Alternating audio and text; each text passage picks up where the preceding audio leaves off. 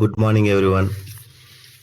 Welcome to my channel Sri floor mail. ఈరోజు మీకు ఒక టాపిక్ గురించి మాట్లాడుకుందాం. మనం అంతా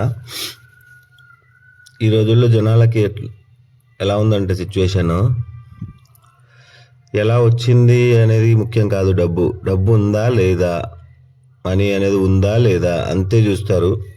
ఈవెన్ అది తల్లిదండ్రులైనా ఉండొచ్చు, చుట్టాలైనా ఉండొచ్చు, కన్న బిడ్డలైనా ఉండొచ్చు, ఎవరైనా ఉండొచ్చు. నా కొడుకు ఎలాంటి తప్పు పని చేయకుండా గర్వంగా చెప్పుకోలేరు. డబ్బు లేకపోతే తప్పు చేయకుండా ఎలాంటి చిన్న పని చేసుకుంటూ నీ పనులు చేసుకుంటూ ఉన్నా నువ్వు తక్కువే వాళ్ళకి. అదే నువ్వు ఎలాంటి చెత్త వేషాలు వేసినా సరే ఫైనల్గా నీకు ఆస్తులు, బ్యాంక్ బ్యాలెన్స్, గోల్డ్ అన్నీ ఉన్నాయంటే నువ్వు గొప్పవాడివి, లైఫ్లో సక్సెస్ అయినట్టు. ఇది ప్రజెంట్ జనరేషన్ కొలిచే విధానం వెల్త్ని. నా దృష్టిలో అయితే ఇది కంపల్సరీగా 100% రాంగ్. ఎందుకంటే నేను ఎంతోమందిని చూశాను పక్కదారి బట్టి దొంగ పనులు చేసి, ఎవరైనా మోసం చేసి, డబ్బు సంపాదించేసి మంచిగా దర్జాగా కార్లలో తిరుగుతూ అలా బతుకుతారు.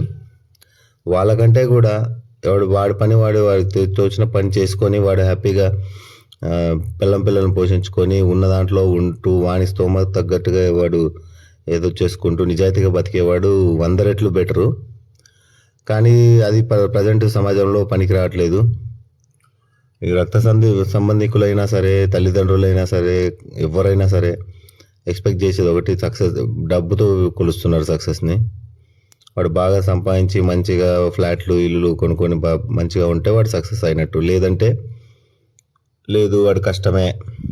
ఇలాంటి పరిస్థితిలో ఉన్నారు. ఈవెన్ నేను చూశాను చాలామందిని మా రిలేషన్స్లోనే ఆ విధంగానే ఉంటారు. అండ్ ఇంకా కొన్ని ఇన్సిడెంట్స్ చెప్తాను, అవైతే మీకు షాక్ కలిగిస్తాయి. జనరల్గా కొన్ని ఇది వాడి లైఫ్లో మొత్తం ఫెయిల్ అయిపోయిన విధంగా కన్సిడర్ చేసేస్తారు. వాడు నిజాయితీగా బతుకుతున్నా సరే, వాడి వంతలో వాడు బతుకుతున్నా సరే, కానీ నలుగురిని మోసం చేస్తున్నాడు, వీడు ఏదో దొంగ పని చేసి సంపాదించుంటాడు అని వాళ్ళకు కూడా తెలుసు. కొందరికి ఏంటంటే ఎవరైనా బాగా సడన్గా రిచ్ అయిపోతే వాళ్ళకు తెలిసి వీడు ఏదో దొంగనాగుడు ఏదో పని చేసి ఏదో చేసి సంపాదించుంటాడులే అని. కానీ బట్ వాల్యూ అయితే మాత్రం నిజాయితీగా బతికే వాడికి ఇవ్వరు, వాడికే ఇస్తారు. ఎందుకంటే ఫైనల్గా వాడి దగ్గర మనీ ఉంది, సో గౌరవం అనేది వాడికే దక్కుతుంది. దీని మీద అయినా మీ కామెంట్ చెప్పండి, మీరేమనుకుంటున్నారు, ఎలా బతకడం కరెక్ట్.